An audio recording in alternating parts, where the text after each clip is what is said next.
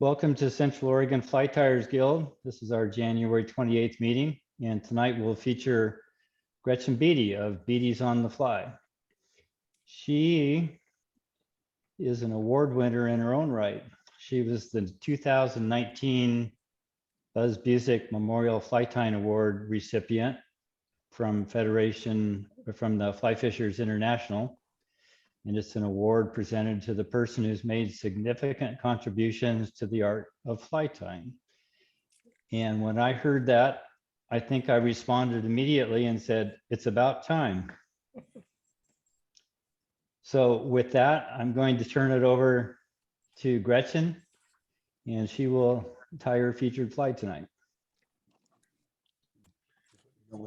Okay, I guess I'll talk a little bit about the fly that I'm tying. Tonight I'm playing at the Royal Trude.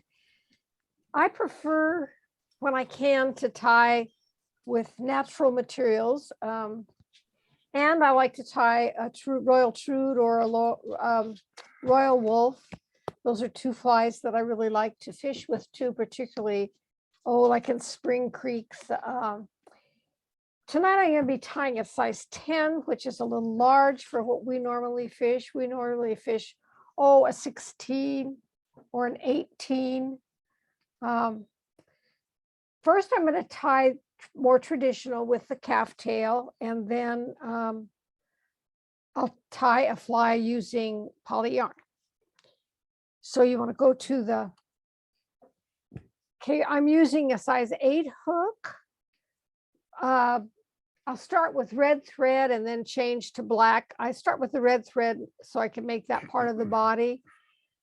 The tail is going to be moose. I had to look over there, make sure that's what we had. Yeah. And I probably will not rib, although I do have some copper wire out, but I don't normally, I rib the lime Trude almost all the time, but not the Royal Trude so much. Peacock body and red floss, and I use Danville's 6-aughted. I just counter spin it so that it's flat and it looks just like floss. Makes it real easy tie. White calf tail for the wing, and then poly later on, and brown hackle. So here's our materials over here. Of course, we always use our static guard. Today has been really cold and quite dry. The sun has started to come out a little bit, so it's really cold. So the static gets worse in the Rocky Mountains when it's this way. We've got our hooks, 2 colors of thread. We'll put those over here to use. My moose tail, peacock, calf, here's some poly yarn and some hackle. So let's just get started. This is our focus fly. And John, does that look good to you? Yes, it does. Okay. We'll just get started now. Put in a hook. Al's putting the hook in for me, and I have to tell you that he normally, when we're tying, does not put the hook in for me, but this vise is his vise. And I find it hard for me to make it function right. I have trouble getting a hook in, so he takes care of that. All right. We're going to start with some red thread. This is Danville's. And I like to start my base wrap denoting where I'm going to stop the body. So we'll just do a little base wrap here, keeping the waist end tied against the other so that I can get a nice even wrap. Cut off the waist.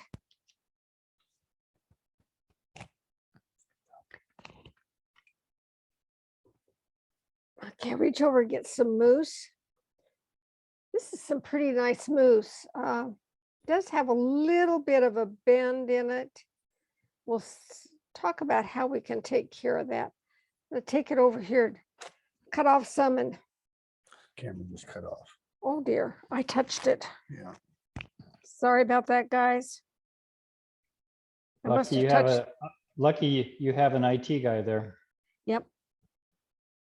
Ah, what's going on here? There we go. I will do better, I promise, dear. Okay, I'm going to cut out some of this mousse and take it over to the bin. And as you know, we just run our finger through it to get the waste out. Get away from Al's camera. He doesn't need an excuse to get a new camera. Huh. Let's see if we've got any kind of a curve on that. Well, there is a little bit of a curve. As you notice, it's curving a bit this way. So I'm just going to take this and take my thumb, my forefinger, and just crunch on there a little bit. And that straightens it out pretty good. I still have some shorter ones in here. So let me get rid of a couple of those. And we'll get a stacker. Al's old favorite stacker here. We'll use it. Whoops. You don't want that. Yeah, it's okay. I can use yours. All right. We all have our own tools around here. And sometimes it's kind of awkward, strangely enough, when you're using someone else's. But when we were tying commercially, I think I used these, didn't I? I think so. Been a long time though. Okay. Now we have to determine whether I've got the right amount. And there's a couple of ways you can do that with the pinch, pinch, pinch method. Or what I prefer to do is I do the twist over method. And right there where the twist over point is, for the tail, it should be twice the diameter. No, one. The wing is twice. Oh, that's right. I'm sorry. You're right. I'm going to argue that point. We'll talk about that later off camera. So looks like I need to get rid of a little bit.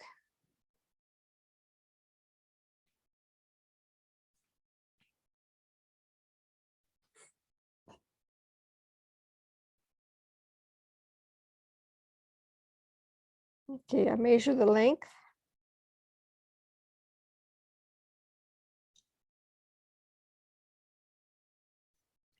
The first wraps are tight holding wraps. Notice how that flares the butt ends. So as I go towards the bend, where I'm going to end it right there, I have loosened my wraps, and those are called holding wraps or shaping wraps. I mean, that keeps it from flaring. Had I put a real tight wrap on it, it would flare. Once you get those looser wraps on there, you can tighten your wraps over it. Now notice, I ended my base wraps right there, and I cut it off short of that so that when I cover over them, I should be about where I want to be to accommodate that material creep. I'm going to work my way to the back.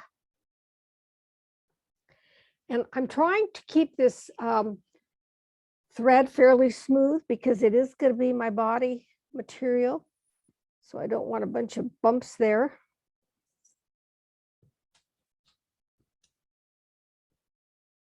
And I keep counter twisting.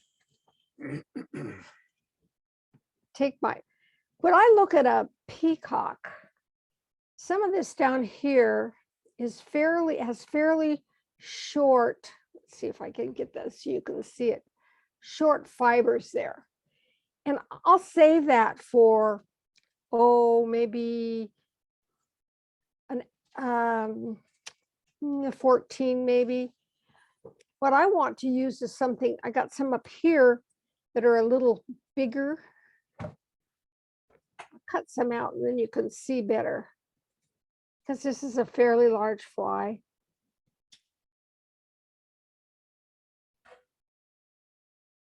Take a look at those. Those are quite fluffy and nice. I probably don't need 3 of them. In fact, I think I'm just gonna go with 2. Tie 'em in by the butt ends. You know, I'm just gonna go with 1. I think I can do 1. That's pretty fluffy. That's a real nice full piece of peacock there. So we'll tie it on.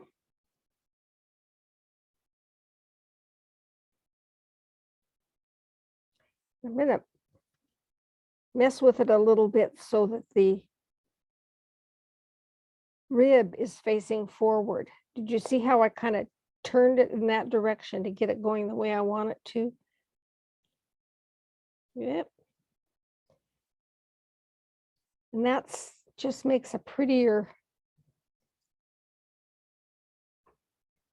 more consistent peacock. If I were to have the rib follow and be behind, it kind of covers up some of my fibers of the peacock, so it just doesn't look quite as good. So now I'm going back over this, making sure that the body is nice and smooth.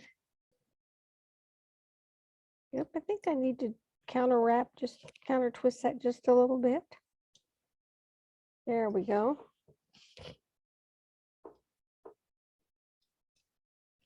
Now we'll wrap the second little bit of peacock here. There we go. I did just need 1. So I just snapped that off. What I want to do now is get rid of the red and tie with some black thread, finish it off with black. So in order to do that, I'm going to take some wide wraps towards the eye. And now I'll wrap over my red and the waist end of the black, and then cut those 2 off.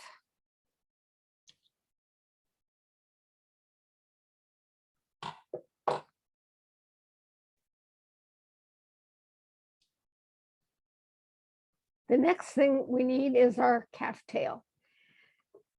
Someone was talking at one of these Zoom sessions about calf tail. How do you know good calf tail? Well, this right here is good calf tail. If you take a look at it, it's not real crinkly. That's the best way I know to describe it. It's nice, straight fibers, not twisted. If you notice, when you get up here, the fibers are nice and long, but they do kind of change in texture. They're finer, so I would probably use these, but I would probably use them on a smaller fly. So let's go back here where the good stuff is, and I'll cut some of that off and clean it out. Gretchen, Yes. before you cut that, I just have a question. Do you use the whole calf tail, or is there a certain section? I know you just talked about the tip of it, but how far down do you go? It depends on the calf tail. Now, like this one, it's obvious because this butt end is brown, so I'm not going to use it. But even if it were white, if you look at it, it's really short. I suppose you could use it for something, but lots of times that butt end of the hair will be kind of curly or have big, it'll be real bent kind of. So you just look at the hair, and if it doesn't look like this, don't use it. All calf tails are not the same, so you kind of have to take a look at the calf tail.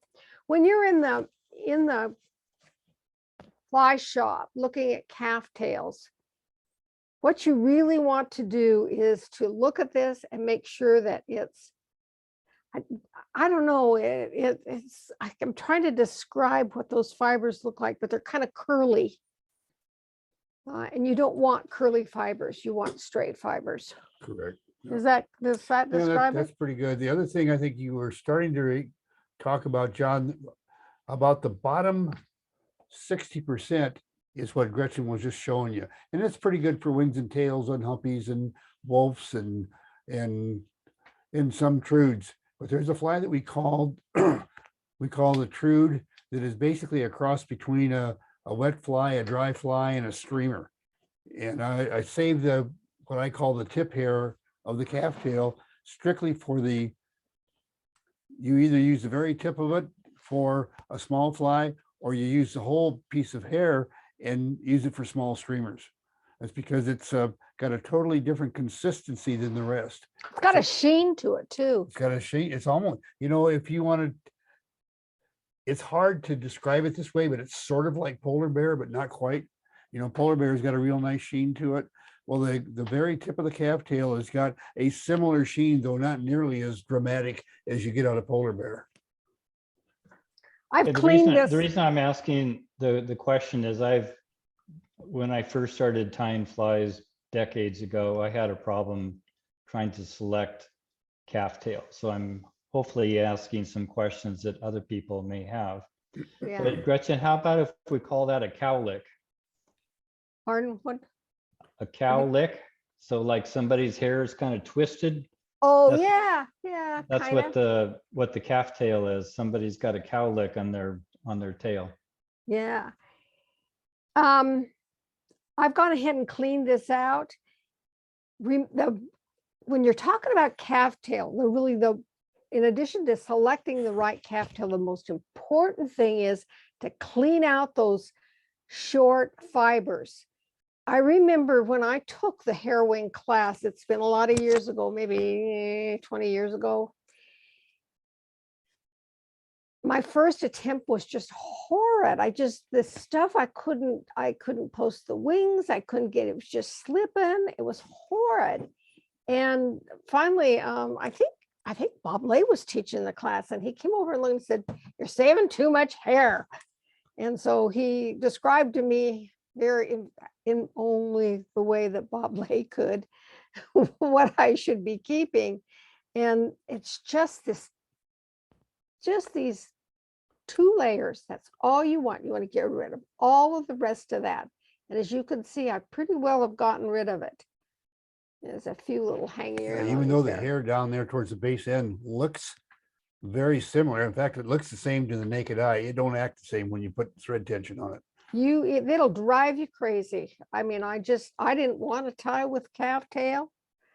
Even after that class, I'm like, I don't think I want to do that anymore. But once I got it figured out, I kind of enjoy tying with it now.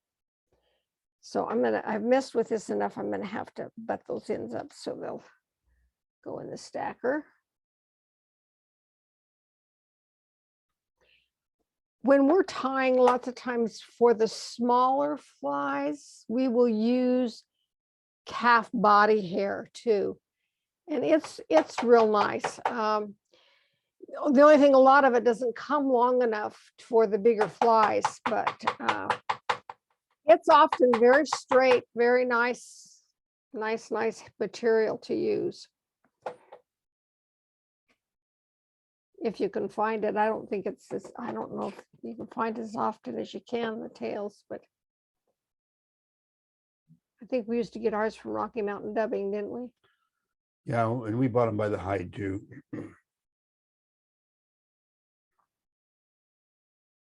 Okay.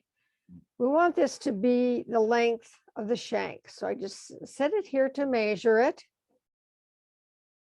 Put my glasses down here so I can see what I'm doing. I want it to measure that again. I moved my hand wrong there. Okay. I'm going to hold this slightly up from the shank and towards me so that the thread torque will pull it right up on top. You see that movement right up on top?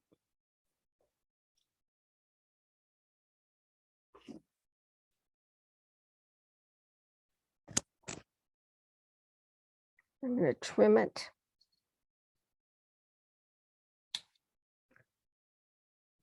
try to make it kind of a bevel trim. Looks like I've got some hanger-on fibers there that I need to get rid of. There's always a cantankerous one or There's two in always there. one that escapes your scissors, yeah. Okay. Now, the other thing is, if you look at this, that wing is down into my peacock and kind of covering the body, and I don't want that. I want it up a little bit. So what I'm going to do is, this is the pull point that we call it right here. And I'm going to lift that up and come under the wing. Whoopie days. That didn't work, did it? Sometimes I do too much talking and not enough tying. Okay, and then put a little pressure on it. And I'm going to have it actually probably a little higher than I want. But when I tie the hackle on, it will compensate for that a little bit, to push it back down again. Luckily, as you see, the thing about calf tail is it does compress pretty good. So I don't have a big hill here. It's not too bad. But when I tie on my hackle, I'll show you what I like to do just to be sure it doesn't slip on me. Get a brown hackle out. You want to clean off the base of it so that you've got some good fibers. I often will go like this and check, make sure that it's the length, the size I want, which is about 1.5 the gap. When you tie it on, you want to leave, maybe a 1/16. Your thumb's covering things. A 1/16 of an inch bare.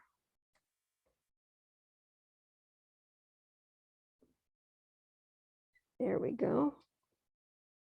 So my first few wraps will be a bare stem. I'm going to cover that stem up, but now I'm going to come back and leave my thread hanging right there. And the reason for that is the tension of the thread against the hackle tends to keep the hackle from slipping forward. And I seem to be able to get a tighter, closer wraps by doing that.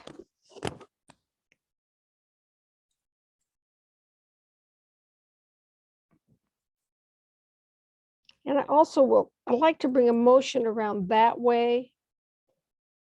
That helps keep my hackle pretty tight, my wraps tight against each other.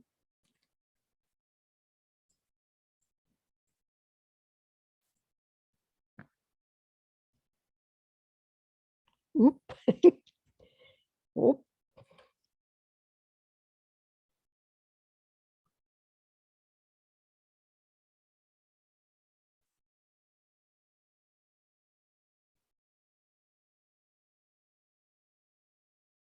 Okay. I'm going to take 2 wraps over my hackle, and I'm going to pull it back and force it back into itself. Each wrap tighter against it. And then we can trim that off. And I think I've got a wild hair right there. I think I got him before I was trying to get rid of him first. Now, as you can see, my hackle is pushed back a little bit, but I'll dress that after I get my whip finish on. So we'll whip finish this.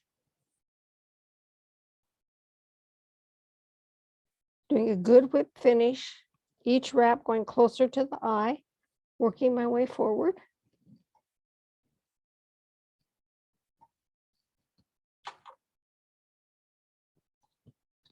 There you go. Now we'll dress this a little bit.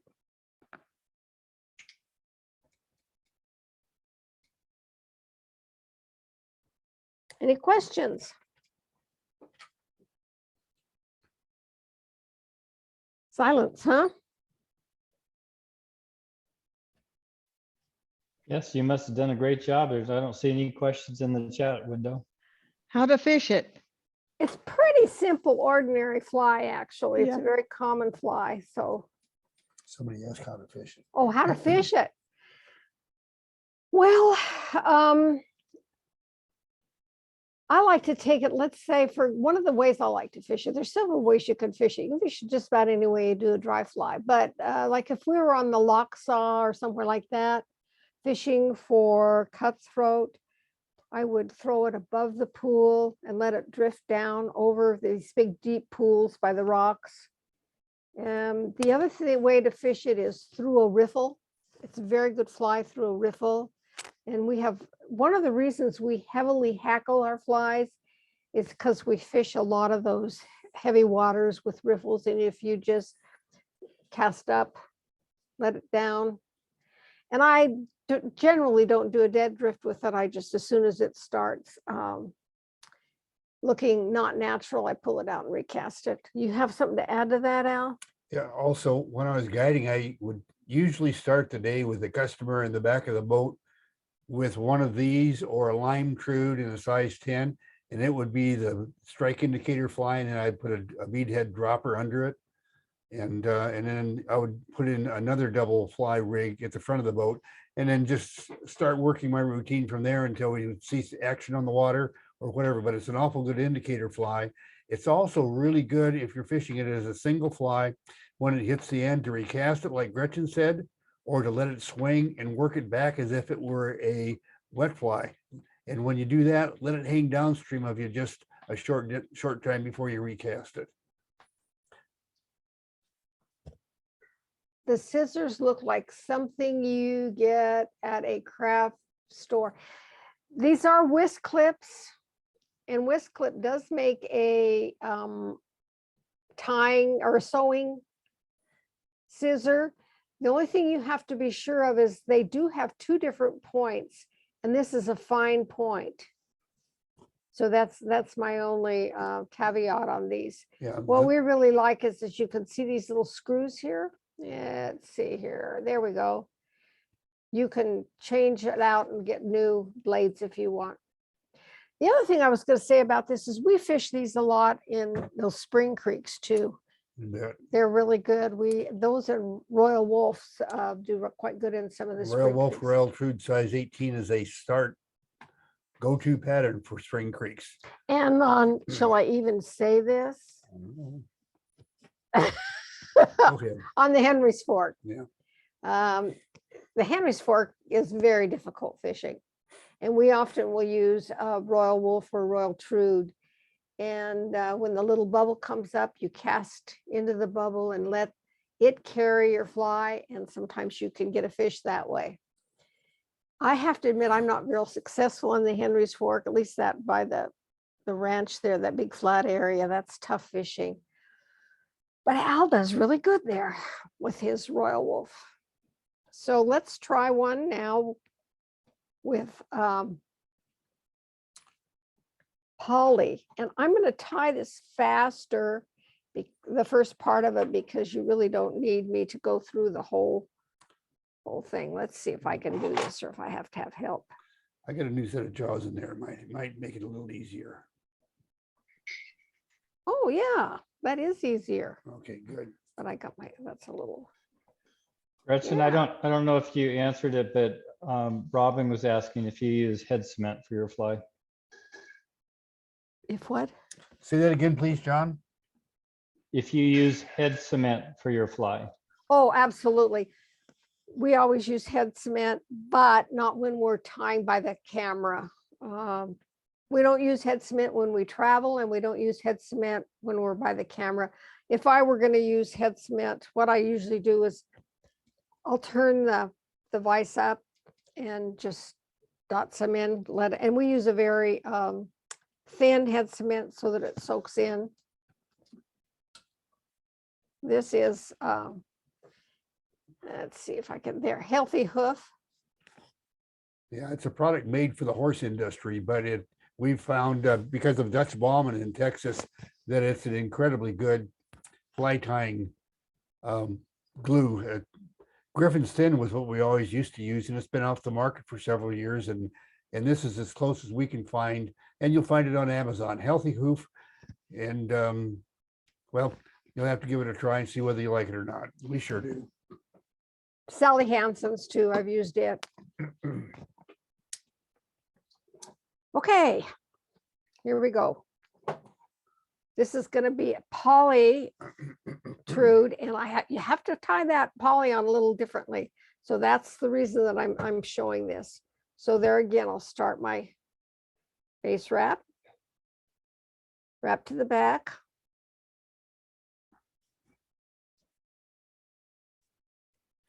Trim off the excess.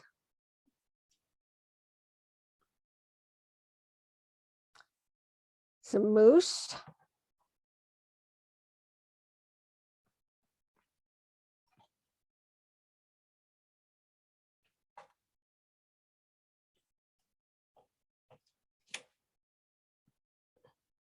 There's my mousse, and I'll take it in, clean it out.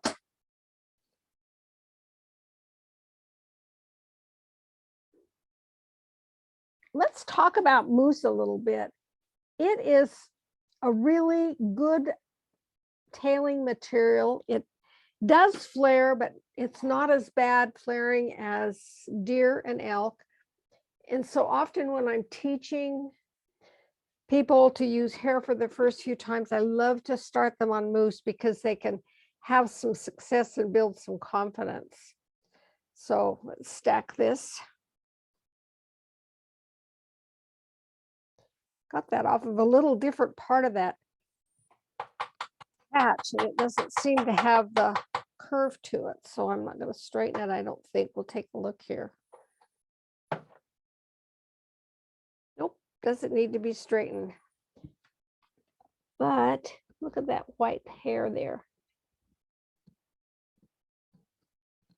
Get rid of that one.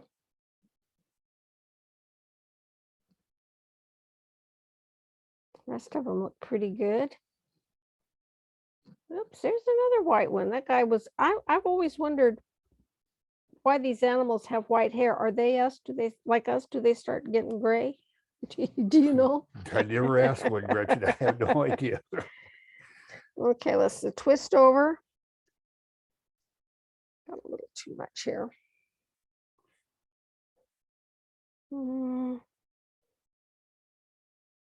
Okay.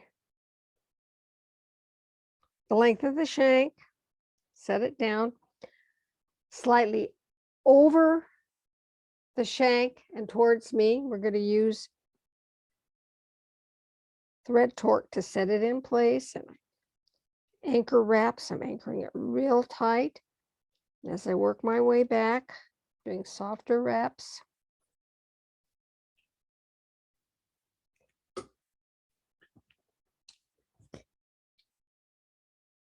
Okay, there we go. We want to trim this. And as you notice again, I didn't tie clear back to where my base wrap ended. So when I trim this off, material creep is going to push that forward. So now I wrap over it, and I've got that ending where I want it to be. Okay, now I need to counter wrap my thread a little bit. Well, I cut off several pieces of that peacock, so I can just reach over here and get one that I had cut off before.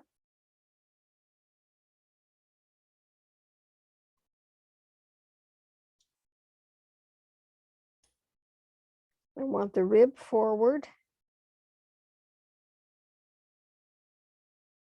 You know, I want to show you what happens if I did it this way. See if this will do what I think it will be. So let's pretend I'm going to put this on this way.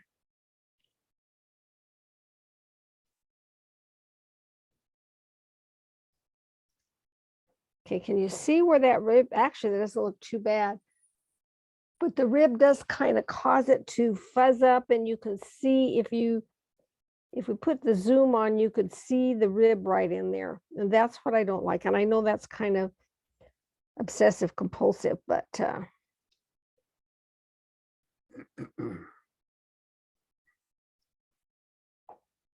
So we'll turn it around the way I like it, with the rib facing forward.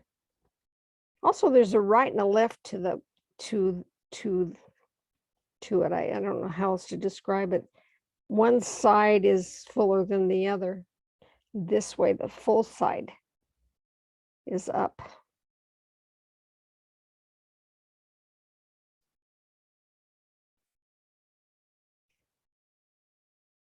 I'm going to cover that over with several wraps, making my body with the thread.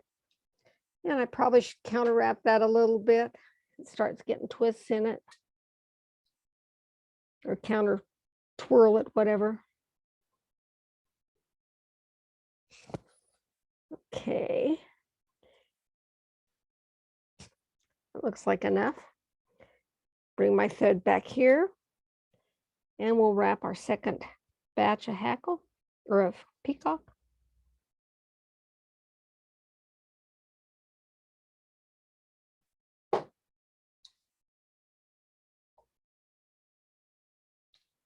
And again, take some loose wraps forward and come in with the black thread and go over it,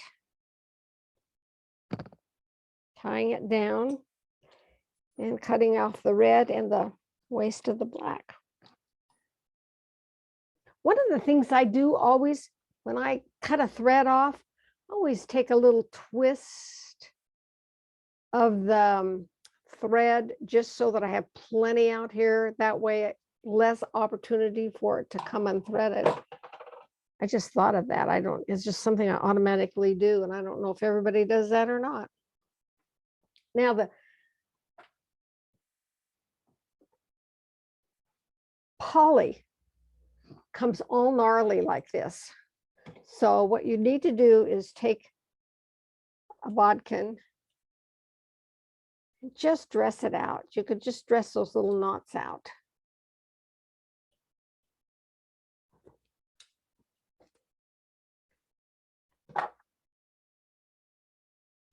Now, this is going to be just about the right amount for a wing, but there's one problem, and that is poly does not compact like the calf did. So if I were to put this all on in one fell swoop, I'd have a big chunky end and a hill to try to get my hackle down. And that's what we don't want to do. So I'm going to take this and just divide it.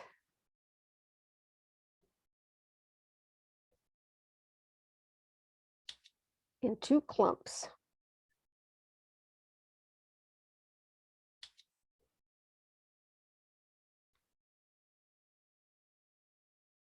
Don't worry about the length. We'll worry about that later.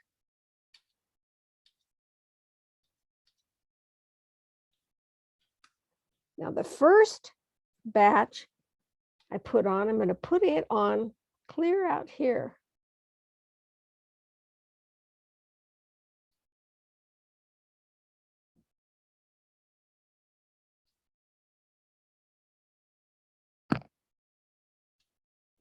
A little bit sticking up there. I think I want to get rid of that.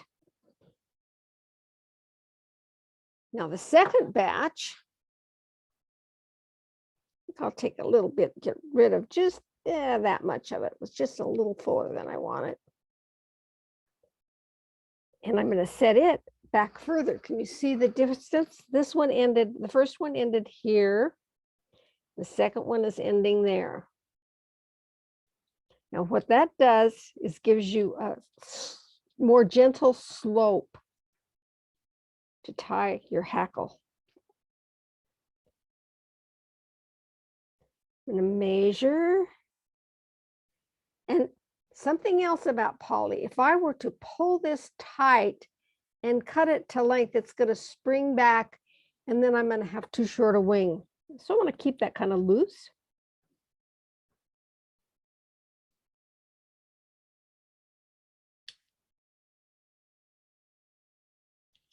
There we go.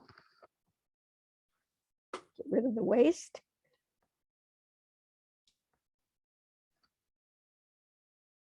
Now there again, I think I want to set that wing just a little bit.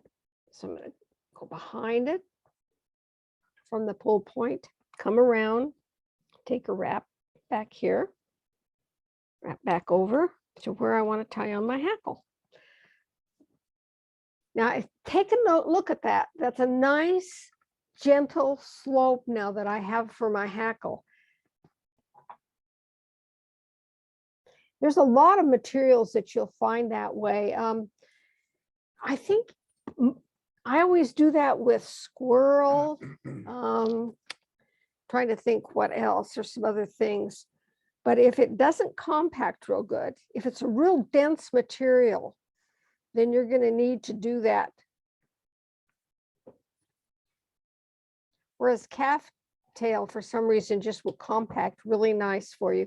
Let's check and see if this is the right length. It's about 1.5 the gap. I think you can see that. Remember, I want about 1/8 of an inch, a bare stem.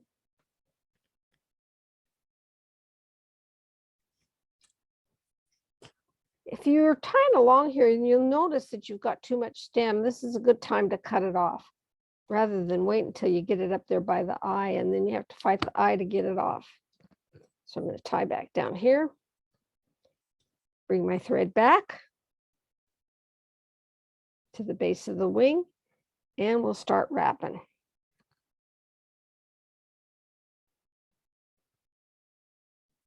There we go, 4. And somebody asked me, how many wraps do I put on? You know, hackle is different. Not all hackle's the same. Some of it is not as full as others. So my best answer to that is till it looks right. And I think that looks pretty good. Like your mom used to cook. Yeah. How many cups of flour did you put in there? Well, until it looks about Till it right. looks about right. Okie dokie.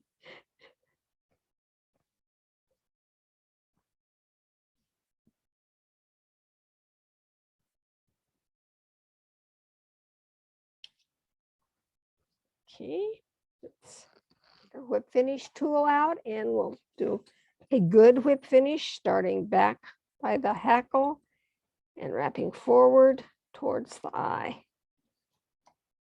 We don't need to describe while we do that. Now let's dress this forward. And then at this point, this is where I would turn it up, take my bodkin, get some of that glue and just put it right on there.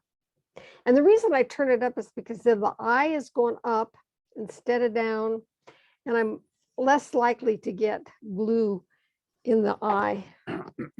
And when you're tying for yourself, whether you're tying for yourself or a shop or somebody else, it's really frustrating if you get on the stream and find out you got glue in the eye. Any questions?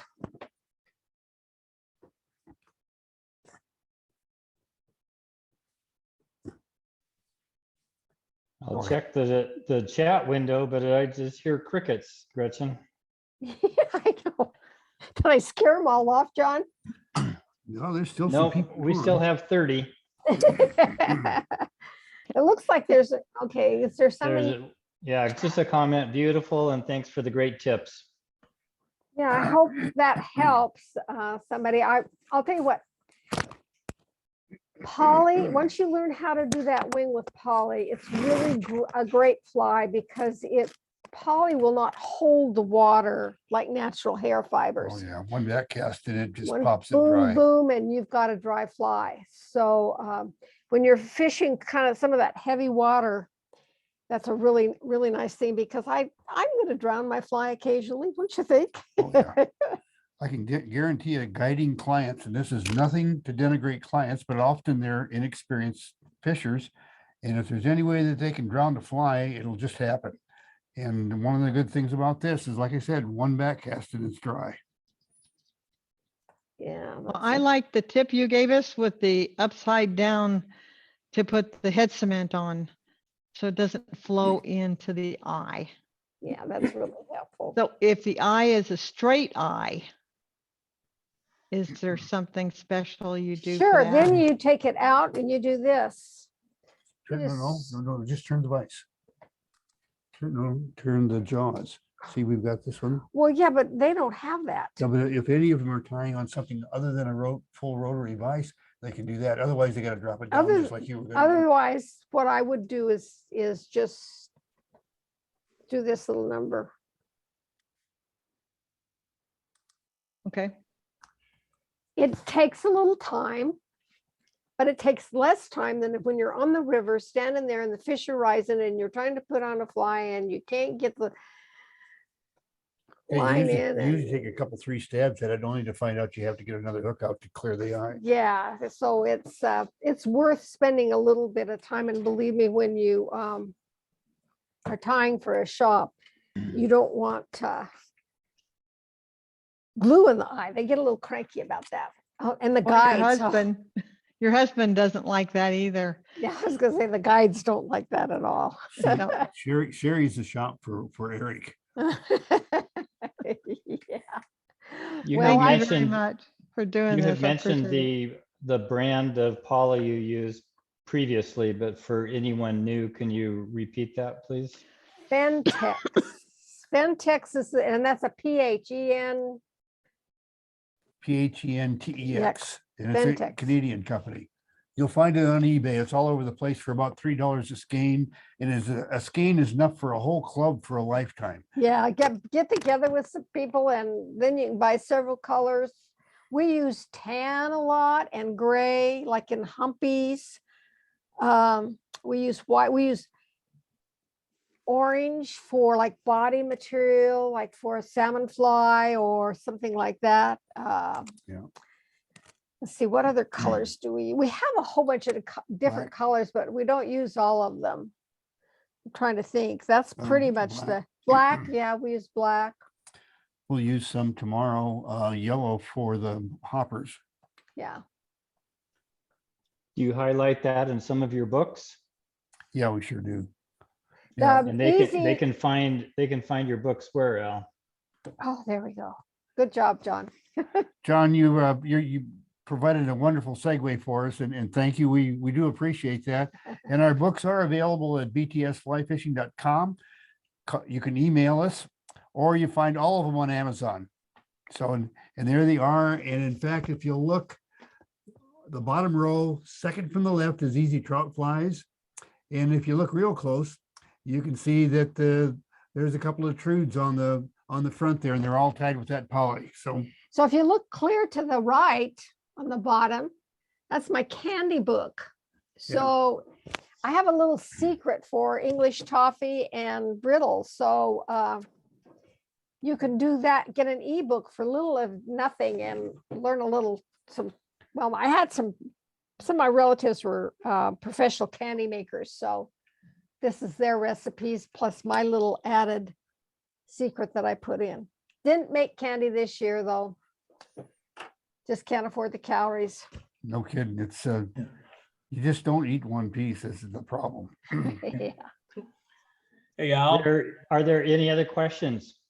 Yeah, Al, that in that skeins, can you pull off like a bundle of like a ½ inch of it in that? Because what I do is like the trigger fiber in that, rather than have that whole bag all around, I take maybe a quarter, like a pencil thickness of it, and then I hold it in my fingertips with it coming out about a ½ inch, and then I just put some thread on it, put some ½ inches, and I lock that. And that way I just have that little bundle to work with. I don't have that big skein to deal with. Oh, you know what we usually do is we usually just cut off a chunk and use it. Yeah. Oh, it's got the knots in it. Oh, okay. Okay. Yeah. Yeah, All right. it comes off the skein with the knots. You're gonna. Oh, okay. You have to deal with that. That's the Fentex does. Now there's others that don't. However, we've gotten some of those others that don't have the like it. knots in them, and the darn stuff sinks. Yeah, Fentex is the best, and the knots are easy to take out. Like in my travel bag, I just have a piece of cardboard and I just wrapped a bunch of chunks of the different colors, and that's what's in my tying bag. I'm not about to take a skein with me when I Can you wrap it travel. as a body? Do you wrap it as a body? Yeah. Oh, okay. I mean, among other things, yes.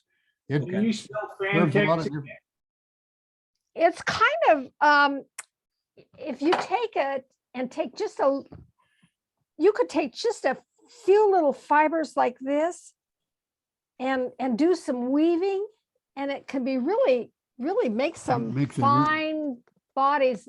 We have some blue that makes really cool dragonfly bodies, damsel. damselfly, sorry about that, yeah. Yeah, So and we just strip fine strands of that out and then weave it into a body. Could you spell Fantex for me? PHENTEX.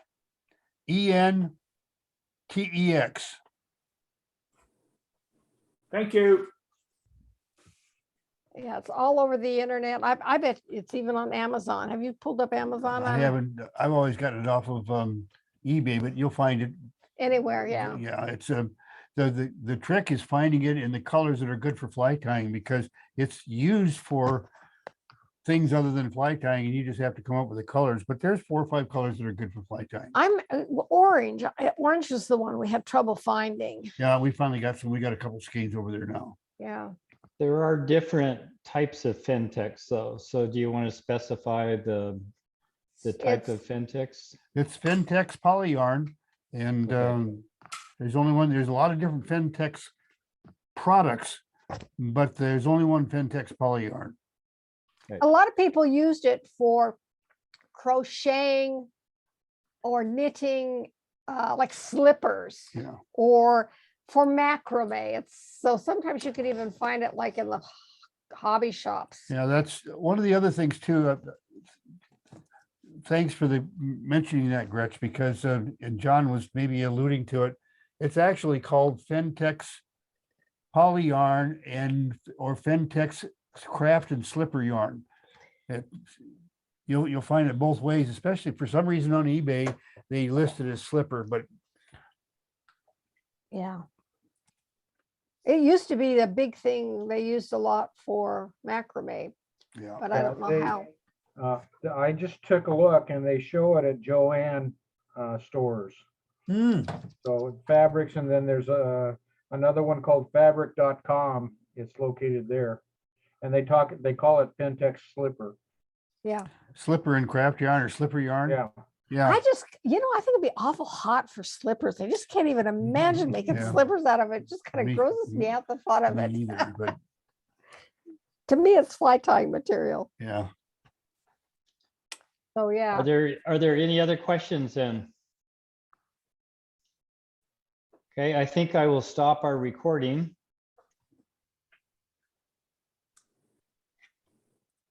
Actually, I have one other announcement to make before I stop our recording. I forgot. I apologize. Next week, our featured tire will be Sarah Jo Royalty. She's going to tie a pinfish trout streamer. So that should be interesting. Would you say that again? It's a pinfish trout streamer. Skinfish. Thank you. Because I've seen her tie. We saw her in Washington. Oh, Yeah. guys, you got to Yeah. watch this. This is really Yeah, good. Yeah. Sarah Jo is a great tire, and perhaps I don't know if it's a spelling difference. I don't know if it's panfish, but it's written pinfish. So we'll have to attend next week and ask her. It is good. So I will stop the recording now. Thank everybody for attending.